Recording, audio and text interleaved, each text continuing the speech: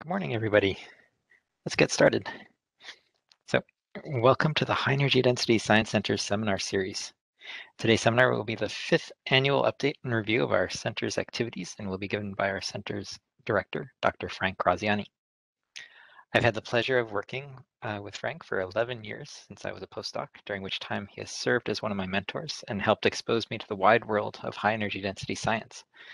So it is fitting that he is now the director of the center, one of whose goals is to educate, mentor, and train young scientists for a career in high energy density science, improving tomorrow's workforce for Livermore. Dr. Graziani's thesis research at UCLA explored the non-perturbative aspects of quantum field theory, such as quantum chromodynamics, and his journey took him through postdoctoral fellowships at the University of Colorado and the University of Minnesota, where he worked on cosmology and particle physics. He also worked on exoplanet dynamics and star formation in molecular clouds at NASA Ames Research Center.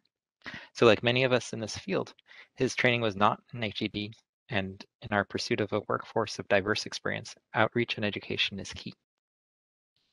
Graziani joined Livermore in 1989 as a computational physicist working in the field of radiation transport and plasma physics.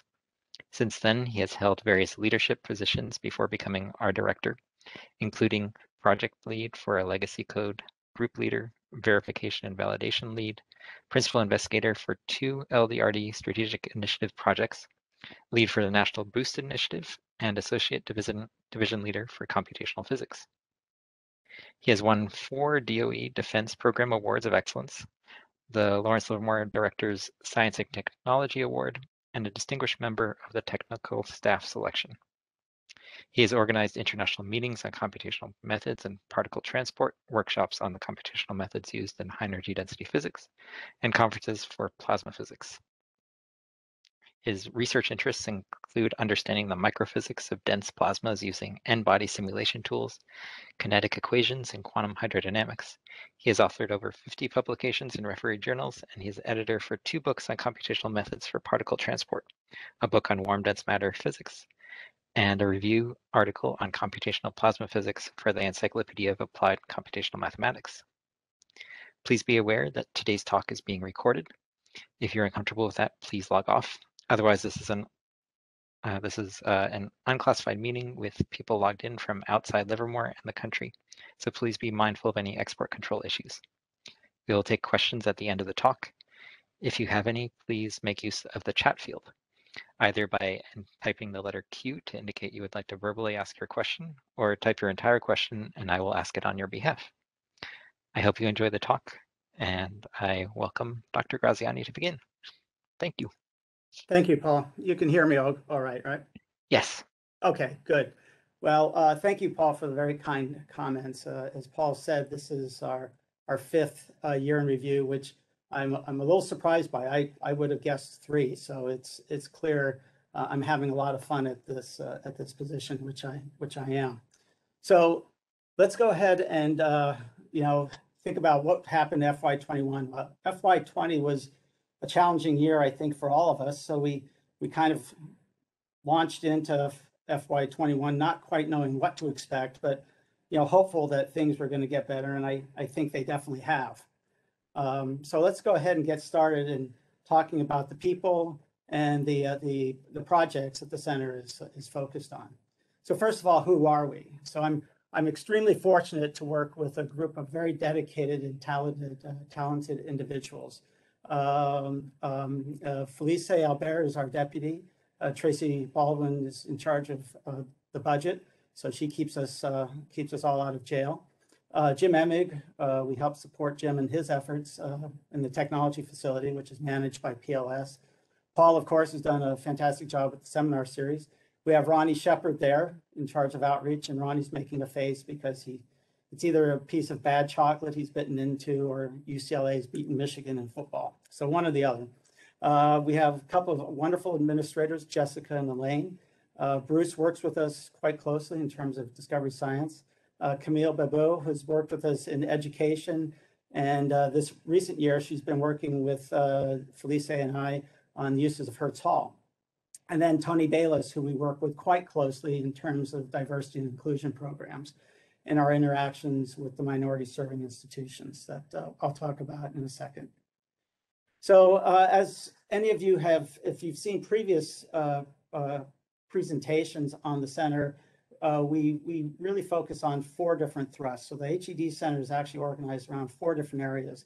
The first is education, which is basically saying, because high energy density science is a multidisciplinary field, students come in with different preparations. So this is to level the playing field and use the expertise that exists at this laboratory and partnering with expertise at universities in developing education programs for students, both undergraduate and graduate.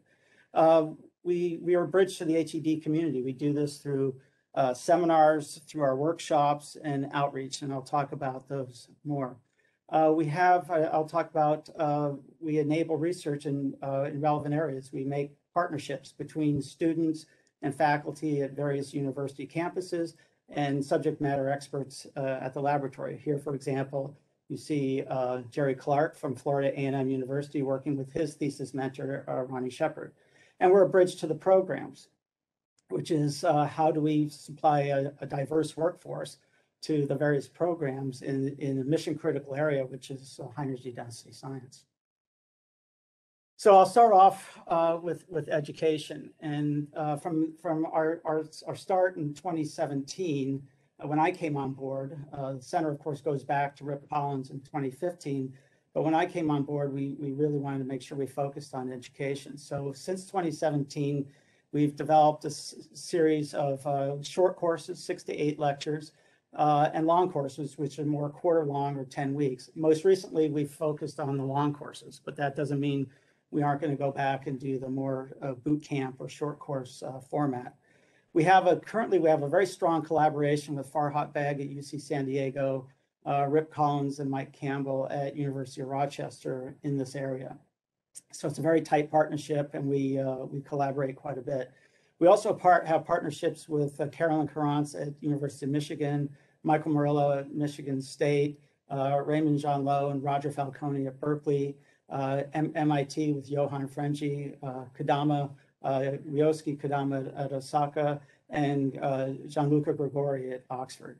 The thing that's kind of new certainly this year and started last year is we're adopting new distance learning technologies, which I'll talk about in a moment. You see that, an example of that on the bottom, and this is the so-called Lightboard, and I'll talk about that. I have a little video about that Lightboard, and we use that for one of our new courses this year that Joe Kilkenny and Lee Chen taught.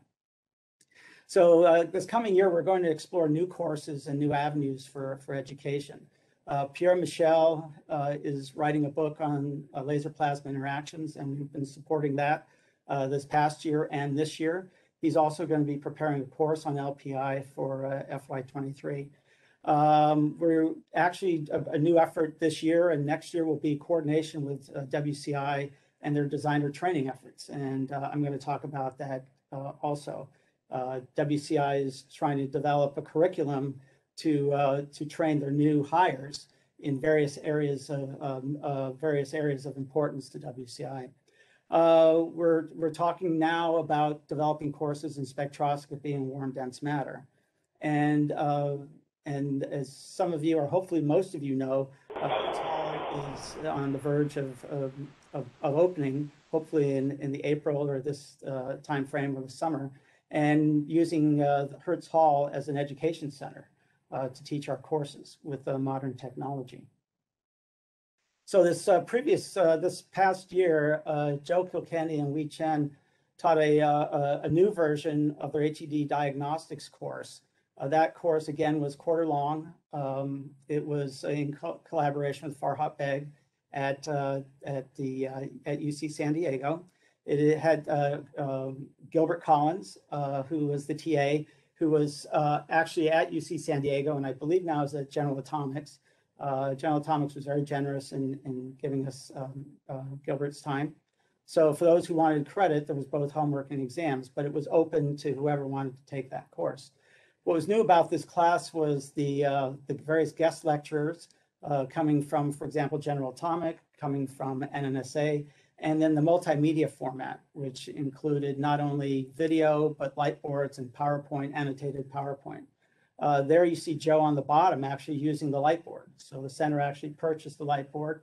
Joe, I think Joe and we get a lot of credit for pushing the technology in this area. So I think, again, they deserve a lot of credit for this.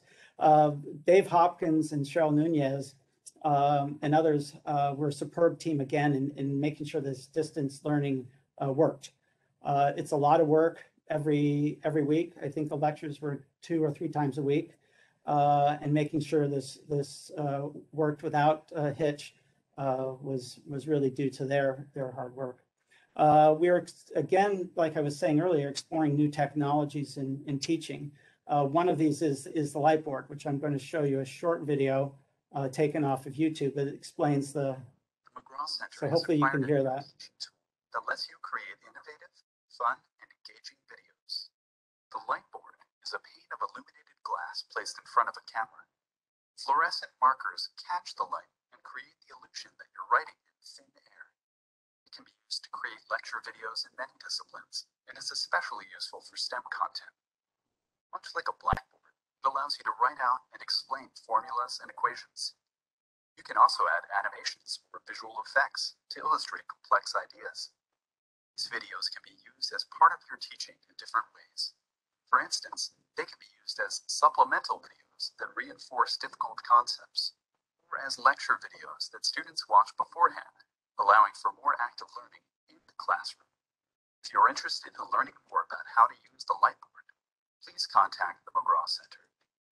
So one of the things you'll notice there, of course, is the different sizes of the lightboards. So we purchased a larger size, as you saw in the previous view graph. And so I think this is a technology that's very useful, very powerful, and we'll continue using it in the future. And my hope is that the education part of that part of Hertz Hall devoted to education will be equipped with such technology. Let me go ahead and so again, this year we had a very vibrant summer program for our students in collaboration with Shahab Khan, and thank you to Shahab for his very hard work this past summer. And actually all the summer program, people like Annie Kirsting and Christine Zaka last year who got everything going, and this year again, it seemed to go without any problems. So the students had a number of special events to go to. They had virtual NIF tours. There was also a virtual Summer Slam that went on, and you see a couple of our students and their talks. So we had approximately 10 students this summer. We had Catherine Chin, who's back working with Scott Wilkes, Mercedes Vasquez, who started working with us several years ago as a Cal Poly student with Federica Capari, and is now at Berkeley as a graduate student in Raymond John Lowe's group. Jamal Johnson, who's a new student of ours this year, working with Justin Angus and Andrew Smith on dense plasma focus. He's a GEM fellow. He's now at MIT. Maya Morris, who's at UC Merced, working with John Rollison and Catherine Chen. Alexis Diaz, who's been with us for a number of years, working with Mark Sherlock. Andrew George, who's actually a new student from the University of Houston, who's working with Britton Olson and I, who's been working on adding a Poisson solver to quantum hydrodynamics code. And then Rohan Manot, who worked with Paul on Stark broadening from microfields. And then Oscar Matuzak, who's, I believe, in the nuclear engineering program at Berkeley, who's working with Corey Waltz. And then lastly, we have Devin Masson, who's working with Wei Chen on doing simulations for laser plasma interaction experiments. So a number of these students, so we usually have approximately 8 to 10, sometimes a little bit more students come in. They're a very talented group. Some of them actually come back several times, have come back repeatedly or stay with us during the academic year part-time. Mercedes is an example of that. Alexis is another person. Andrew is also working with us during the year, as is Devin Messon. So our students this year were generously supported by the Livermore Lab Foundation. So the students submitted applications for funding for support, and then our HED Center committee determined the need based on a case-by-case basis. In previous years, we've used the money for work-type functions. This coming year, we're hoping things open up, and they'll be able to use the LLF funding to attend HED summer school, either at Michigan or UC San Diego. But again, thank you to Donna Crawford and Sally Allen for their generosity. They've been supporting our students since 2018. Another actually part of the education effort at the center, and we're not directly responsible for this work. This is really Dave Rakestraw, who's in the Science and Technology Directorate. But we work with Dave in hosting his students and supporting them. But Dave's done an amazing job on developing a physics curriculum based on sensors in phones. I mentioned this last year also. And his website is fantastic. He uses the students explore everything from classical mechanics, for example, understanding motion, the science of collision. They understand there's a whole course on waves and sound, even magnetic fields, using the various sensors in an iPhone. And they've done some remarkable work. I think this is something that is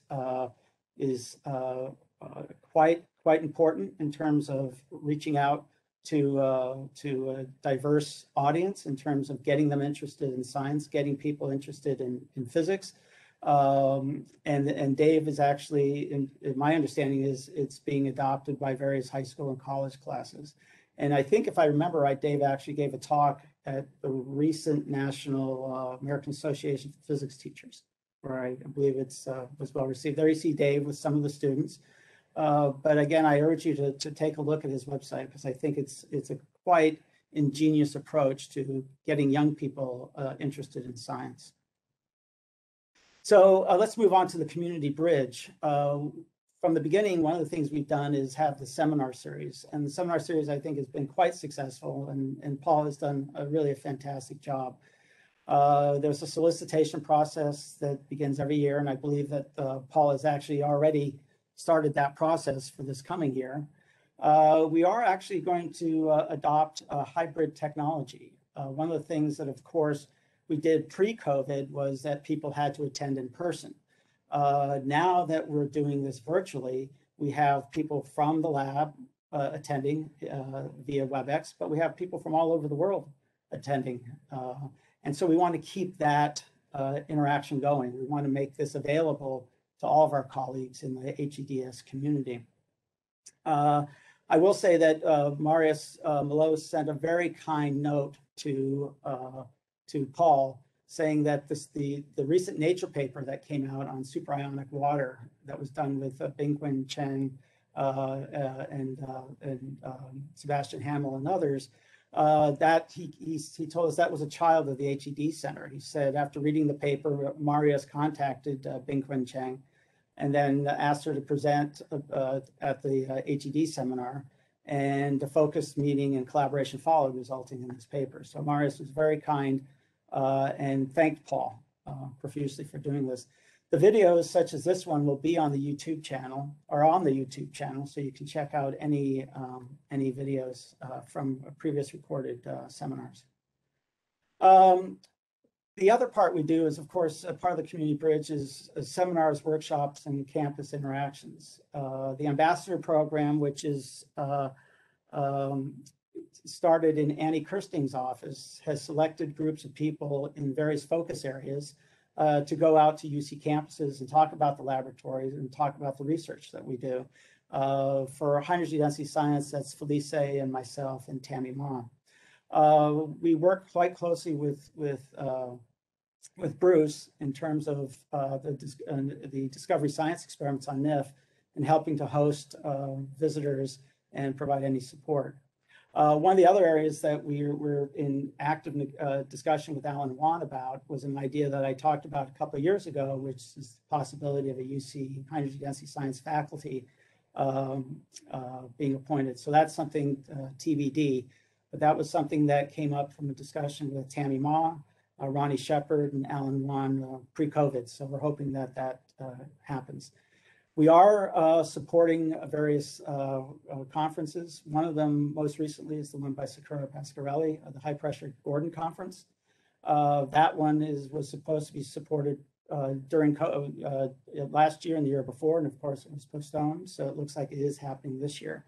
One of the things we're doing with the new opening of HEDS Hall is we'd like to use HEDS Hall to support workshops and another HED science showcase like we did several years ago on site, where we invited our summer students and we invited various faculty from various campuses, and we talked about high energy density science, and we talked about the opportunities that various campuses offered to those students.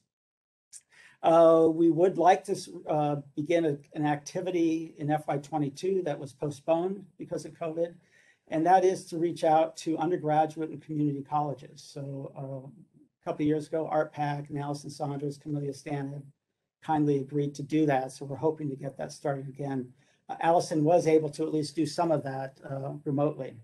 And then we're working with Tony Bayless also with K through 12 now that schools are hopefully going to open up. The center is working with the PLS communication teams to improve the website. So the upper frame there really shows what the website looks like today. WCI has a much more modern looking website. We're trying to model something like that is more visually pleasing, more easy to navigate. So we're going to welcome your feedback and input about what should be on that website. The new website will feature educational videos on high energy density science. So Felicia Albert actually spearheaded a program where she worked with various Livermore staff on putting together educational videos that were open to anybody. And the 3 of them right now are on the website, and more will be coming.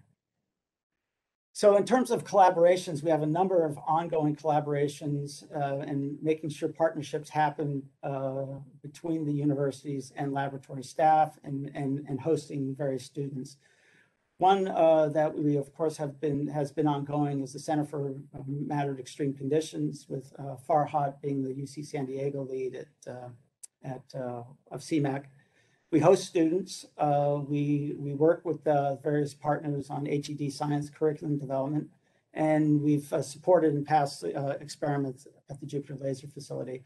We're also big supporters of high pressure research at Berkeley and Davis. I talked a bit about Mercedes Vasquez, who's has been working with Federico Capari, and who's now a member of Raymond's group. An effort that was postponed was with Jonathan Wertley in his plasma physics effort. Plasma physics class was to have lectures by LLNL staff and the tour of NIF for students. So we're hoping that as things get back to normal, we can start doing this activity again.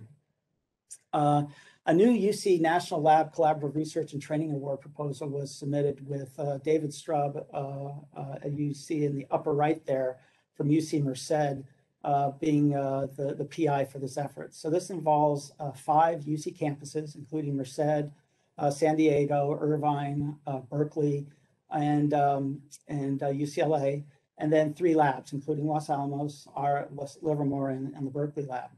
So it's really to understand the solid to plasma transition during of materials that are struck by high power lasers. So it both has an experimental focus and a calculational focus. And the calculational focus goes from the microscopic, for example, to MD, to hydrodynamics, to the macroscopic. It involves training for students, both undergraduate and graduate, and involves education focus for both undergraduate and graduate students. And so we're waiting. Hopefully, this will be funded. We've been working with the Minority Serving Institutions Partnership Program, and we're part of a consortium called the Consortium for High Energy Density Science, which includes Livermore, Florida A&M University, and Charles Weatherford as the PI, UC Merced with Aurora Pribram Jones and David Strubber at UC Merced, and then Eddie Red is at Morehouse College. This focuses on the dense plasma effects on ionization and education in high energy density science for students attending minority serving institutions. We have a number of students in residence here at the center. Jerry Clark is a PhD student working with Ronnie Shepard, and I'll talk about him next. Jessica Tucker, who's been working with Jonathan Du Bois' group on quantum computing, and Jessica and I work quite closely together. Part of my other life, I should say, is quantum computing. Daniel Gebrahemon is a postdoc from Florida A&M University in residence at the center, who's been working with Katie Lewis and Brandon Morgan on turbulence modeling. And then our most recent student, who's actually was a summer student here, but he's going to be kind of following in Jerry's footsteps, is Adeo Agato, who's a FAMU graduate student working with Dean Rusby. And he's looking at the modeling of Bremsstrahlung X-ray emission from short pulse high intensity laser interactions. Both Jerry and Adiola, I think I mispronounced his first name, have presented at the LaserNet US annual meeting and at the HED Summer School organized by Farhad. And we're very proud of all of our students. Jerry Clark looks like he'll be completing his thesis in the summer of 2022. He's acquired laser time through the LaserNet program. He's focusing on electron ion equilibration at warm dense matter conditions. He was invited speaker at the LaserNet workshop and also at the HED Science Summer School in San Diego. So we're quite proud of Jerry, as we are of all of our students.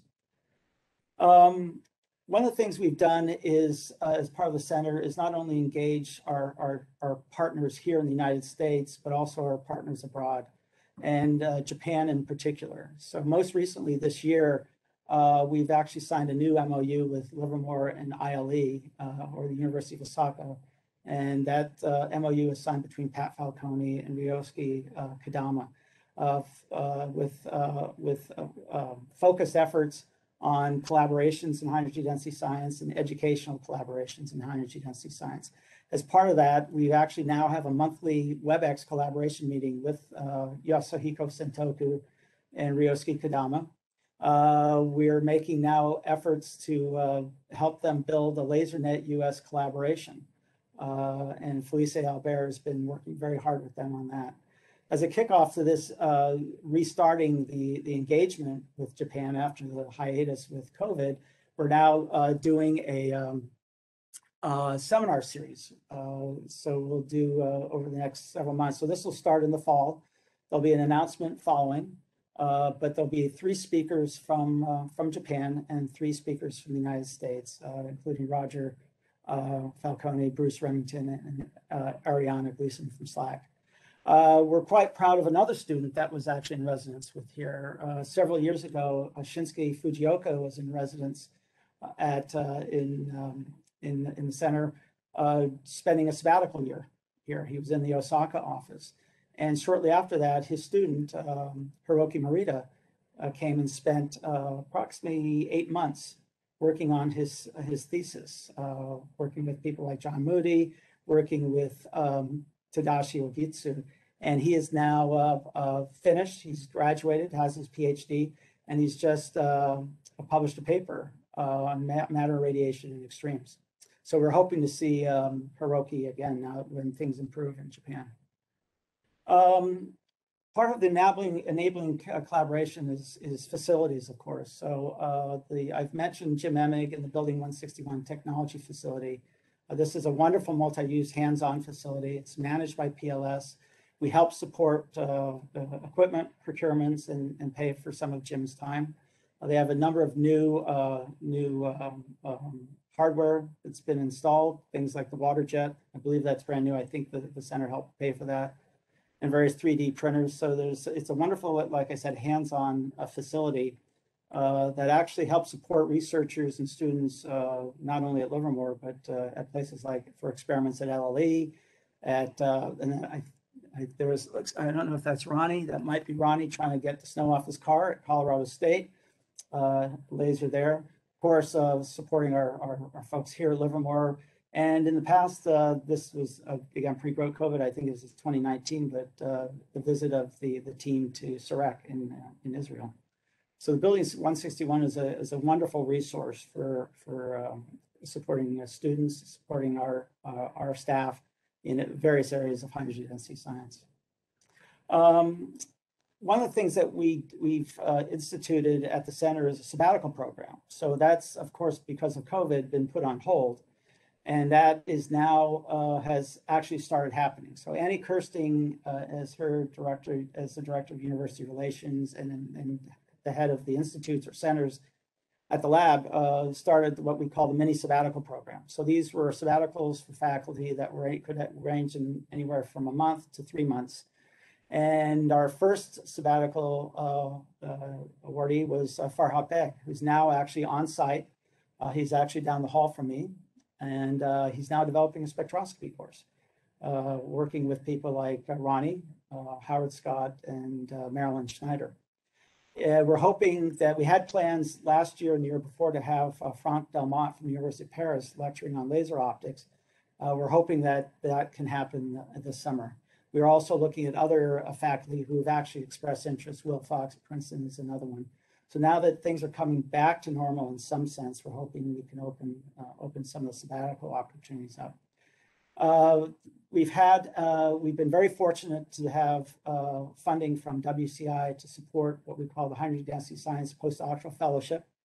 We now have 2 fellows that are in residence and working with us.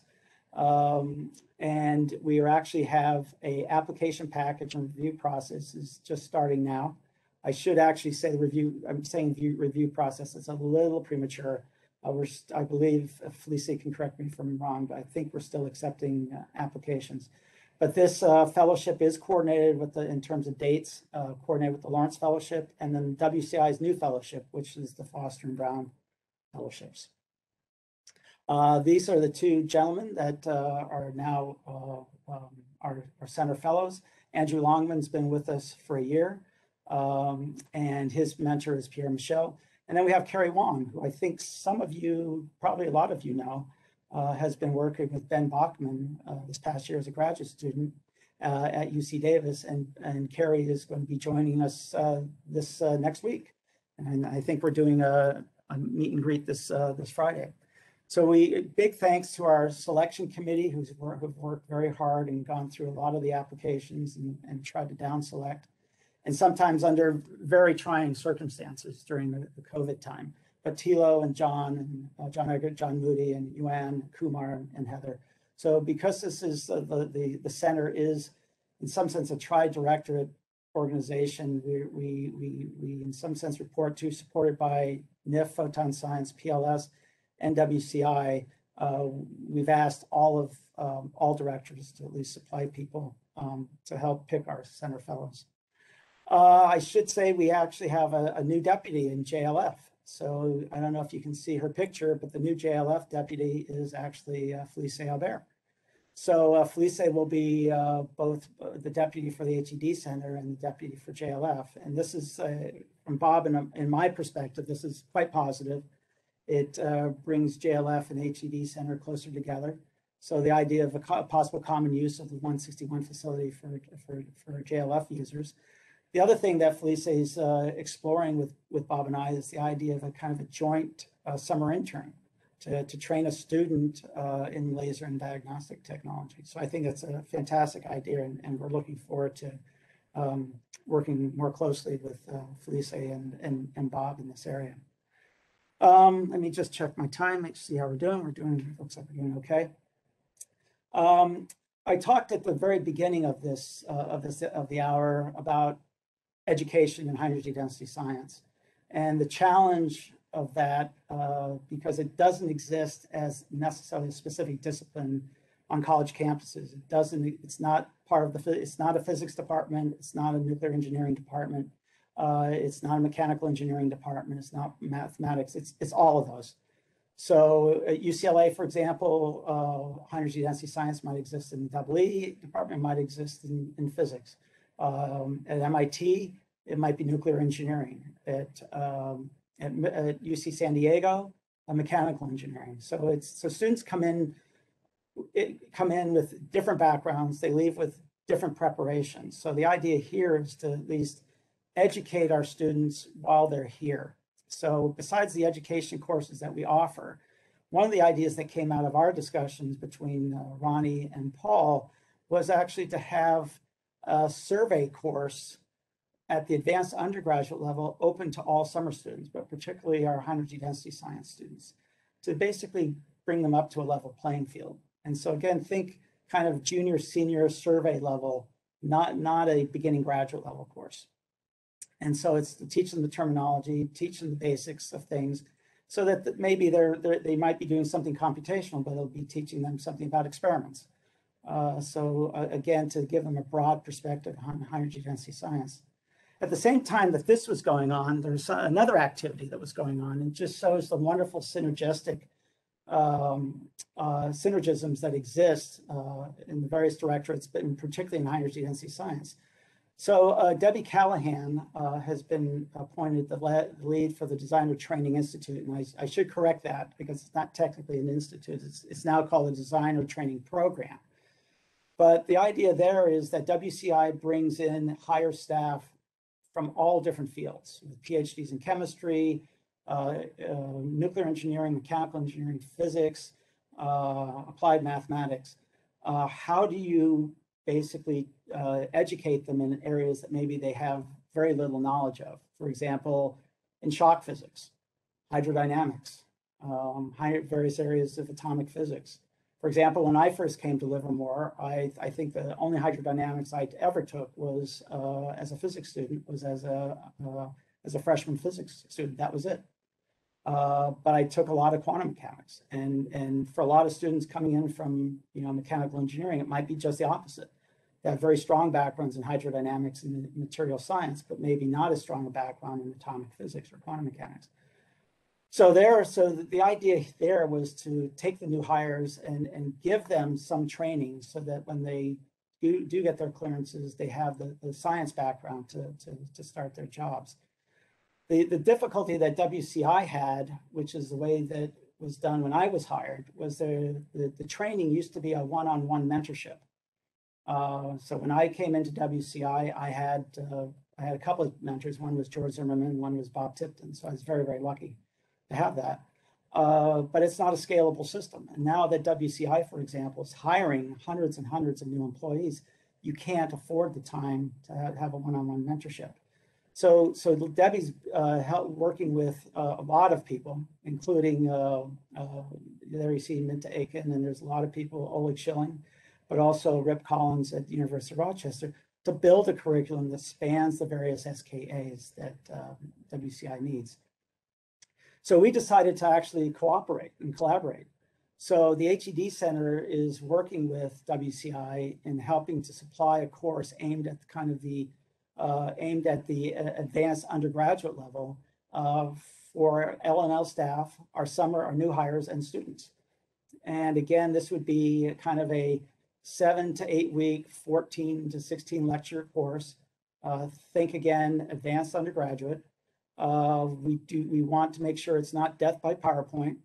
The other aspect that's important, the other constraint, I should say, or boundary condition, is that everybody that's taking these courses has a full-time job.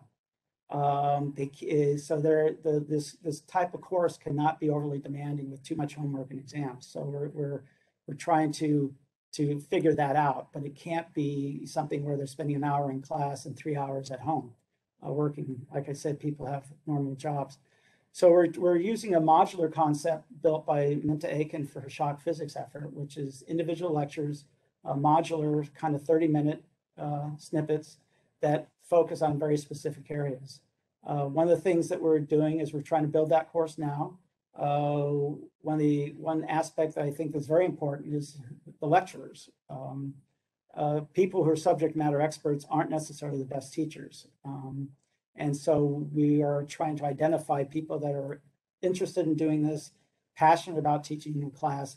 And we're probably going to be doing something where our teaching modules will involve somebody teaching 4 lectures, for example, instead of just 1 lecture.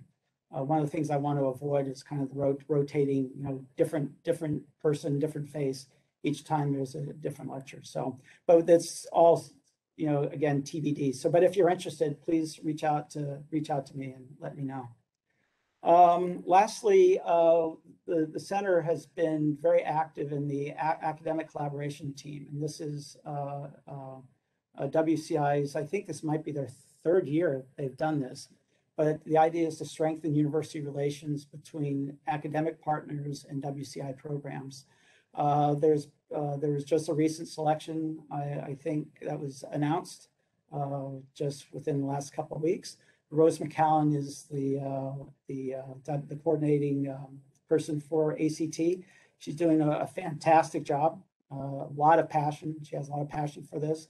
And I think it's really important. And she's really helped strengthen partnerships between not only between WCI and university partners, but I think all various programs at the laboratory, including in high energy density science.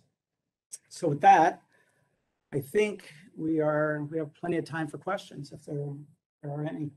But thank you very much. Thank you, Frank. Let's thank our speaker before questions. I'm gonna give a nice applause. So if you have any questions, you can either just enter a Q in the chat field or type out the complete question and I'll read it. Read the question for you.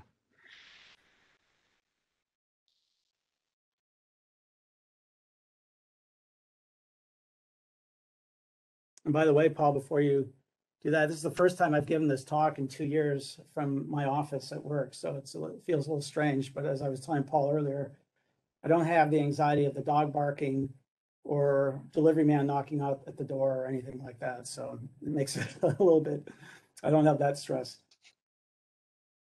And it's good to be back. If anybody in 4D1 can go and knock on your door now to make you feel at home, Frank. Give me about 10 minutes.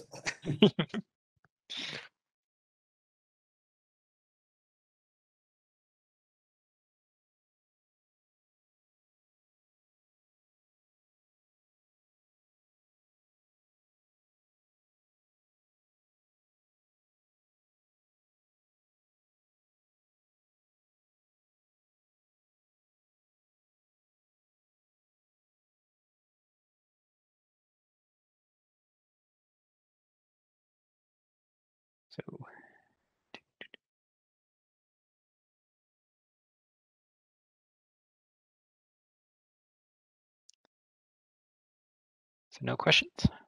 Oh, okay, perfect. Anyway, thank you very much, Frank, for the great update. Oh, here, somebody asked what's the funding level. That's actually a really good question. I was hoping somebody would ask that question. The funding level is, the source of funding is ISCP, so it's overhead. So the tax, when I tell you the number, the tax is quite a bit lower than programs. So the level is about our budget for this coming year is 970K. So that doesn't sound like a lot of money, but because our overhead is quite a bit lower from programs, the money goes a lot further.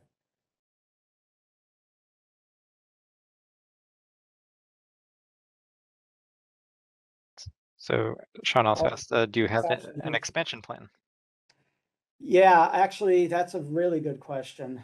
What we would like to do is certainly, I think, broadening our scope with other universities. I think is we'd like to target universities that we don't think of as our major players in high energy density science. So we'd like to do that. I think one of the plans is, for example, a faculty member. We've talked to Alan Wan about this, and Alan Wan, who used to be at this laboratory, who now serves in the University of California Office of the President. Alan Wan talked to Tammy and Ronnie and I a couple of years ago about a faculty member that would be appointed that would work with the laboratory, but also be a named faculty at their UC campus. So we'd like to build that type of relationship. So I think that would be important. So I think we're looking to expand in that direction. The other area we'd like to expand is education. We've been collaborating with various campuses, but in education, I would like to see if there's interest in a national curriculum, similar to what we see in physics program, for example. Physics is my background, but certainly there's a standardized physics curriculum at the undergraduate and the graduate level that one takes before one specializes. I think the University of Rochester and RIP have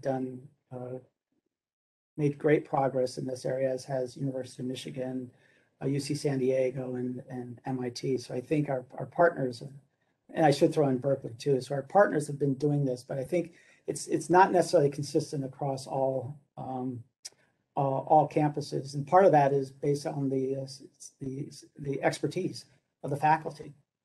So I think the center can play an important role in bringing the subject matter experts from this laboratory to kind of make that a level playing field. So I'd like to see that happen. And then in terms of workshops, I think we can do more. We can do a lot more of that in terms of outreach. I think going to our plans for things like K through 12, I think we can do much more in terms of local schools, going out to Oakland, going out to the various local schools here in the junior and the community colleges. I think all of those are things that we can expand and do more effort in. There's a great question from Luke Stenek. Hi. Are there opportunities for current graduate students to help with the creation and or teaching of HEDS courses and seminars? You know, my approach with the HEDS Center, and I think it's true of everybody that's on the staff, is that we are open to anybody willing to come talk to us and work with us. I should say, for example, a number of the programs I've talked about in the past and I talked about today came from people that said, hey, drop by my office and say, hey, Frank, what do you think about this? A couple of years ago, I think Louise Pickford came to my office and talked about a showcase. She said, why don't we do an HED science showcase for our summer students? And not just, and she meant our summer students being Livermore summer students, so not just students and residents at the center. So this is for the 800 or so wide summer students, and tell them something about high energy density science, tell them something about the career opportunities in high energy density science, and then tell them something about how one pursues education in this area and gets a career. And that was something that came directly from somebody just, sitting downstairs from me. And we welcome any new ideas. So it doesn't matter if you're an undergraduate, a graduate student, I don't care. It doesn't, if it's a really good idea, we're willing to listen. So Luke, if you are interested in something, just fire me off an email. We're very open to those ideas. There's a question from Brandon Fisher. Luke's, by the way, says he will do. Okay. So Brandon Fisher asks, are the HEDS courses open to anyone at Lawrence Livermore? And are there certain requirements such as academic background needed? He's a mech tech at JLF and interested in HEDS and laying the foundation for graduate school and a career at Livermore. Say that last part again, Paul. It was kind of mumbled. He is a mech tech at JLF and interested in high energy density science and laying the foundation for graduate school and a career at Livermore. Oh yeah, in fact, that's Brandon, right? Yeah. Yeah, hi Brandon. Yeah, yes. First of all, the courses that we would offer, because we're not an accredited institution, I should say this, but the courses we offer are available to anybody and everybody. And I'll say the very first course we ever did, which was kind of at the advanced undergraduate, beginning graduate level, that Jeff Colvin taught from his book called, I think, Extreme Physics. What was surprising to me was the number of people that signed up for that course who worked as technologists, who worked in target fab, diagnostics engineers, people who said to me, Frank, I've been in this field for 10 years. I've been working at NIF for 10 years. I've always wanted to learn something about the physics. And that I think is fantastic. And what makes our courses really nice is that there's really no commitment that you make. If you're interested in just attending some of the lectures, that's perfectly fine. There's no cost. We do this as a service to the community. If one wants to get credit for the class, which is a different story altogether, we do partner with institutions like UC San Diego and Farhat Beck. So for example, the most recent class, you could take for credit if you wanted, and there are ways of doing that. Or if you just wanted to attend and listen to the lectures, that was okay too. It's completely, I really believe in the kind of this open education in this area to help build this community. I think that's very, very important. And in terms of background, which I think was the other area, Brandon, I think having at least a familiarity with physics and some mathematics at kind of the beginning calculus level is fine. It really depends on the course. The survey course we want to introduce will be something that it will be aimed at our undergraduate students. So we will cover the basics of quantum mechanics. We will cover the basics of atomic physics.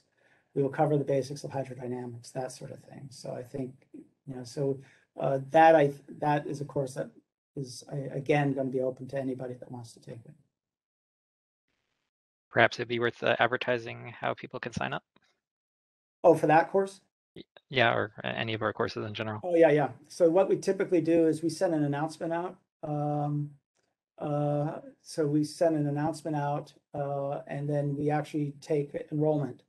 Usually goes through Jessica Carlton, but we have there's an announcement that goes out lab-wide, and we also send it out to all various partner institutions like Michigan State, Berkeley, UC San Diego, all of our various campuses, Ohio State. So we send it out. We have a network of partners that we send this announcement to, and we ask them, by the way, to spread the word. We've had courses, we've had participants from Osaka, from Oxford, Imperial. So I send it to, for example, Gianluca Gregori at Oxford. I send it to Sentoku at Osaka. So we education to me, I'm very passionate about, and I think it needs to be made available to as many people as possible and make it as easy as possible for folks. So there will be an announcement. I'm working with Debbie now. In fact, I think we have a meeting tomorrow morning to try to get that course going. Then I'll be consulting with Paul and Ronnie and Felice and others. Okay. There's a question from Roger Falcone. Hi, Roger. Does the recent near ignition success at NIF suggest any new programs for the center? Yeah, that's actually a very good question. I would say there's a hint. Yes, I would say there's a hint, particularly our interactions with Japan, Roger, they are quite interested in the recent results at NIF. We're under discussions right now with Kodama and others about trying to get researchers from Japan involved in various campaigns at the laboratory, ICF campaigns. This is something we've talked to Jeff about and Mark Herman about. But I think that's going to open up possibilities for stronger collaborations with Japan. There's a great deal of interest there. And Mingsheng Wei asked, Hi, Mingsheng. Any plan to expand international collaborations with Europe, including Eli institutions?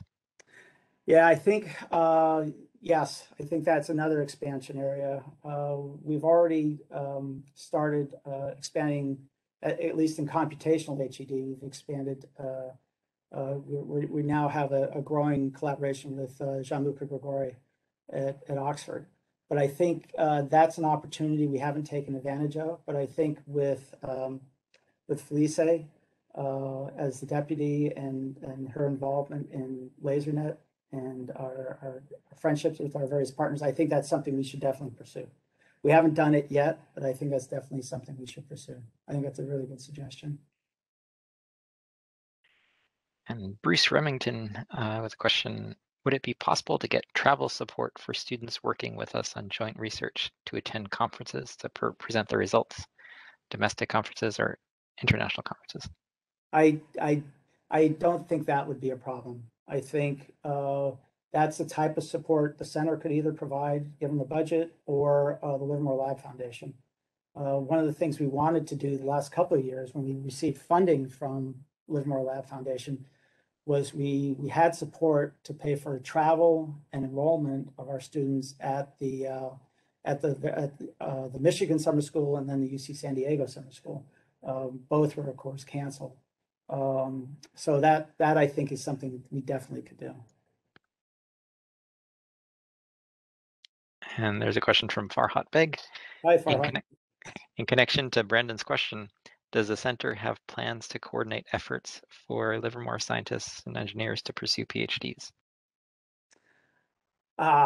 Yes. You know, there's actually a distance learning program here at the laboratory that actually supports students pursuing either a master's degree or a PhD in all different areas. One of the students I had, for example, that was not in high energy density science, she was in additive manufacturing. But she pursued her master's degree at UC Davis while here working with Chris Spadaccini. So there is an official mechanism here at the laboratory. It was led by Carol Musto, who I think is still leading the effort. But before COVID, we had been working quite closely with Carol to support students who wanted to pursue either masters or PhDs with an emphasis on high energy density science. Any last questions? Well, hopefully we'll get to do this in person next year. Yes, and I look forward to Frank, your talk next year, and hope to see everybody back for that talk, and as well as all our others. Thank you, everybody, and thank you to all my colleagues out there for listening and for your continued support and passion for the subject, and especially for our young people. Thank you very much. Very nice talk, Frank. Yeah, thank you, Frank.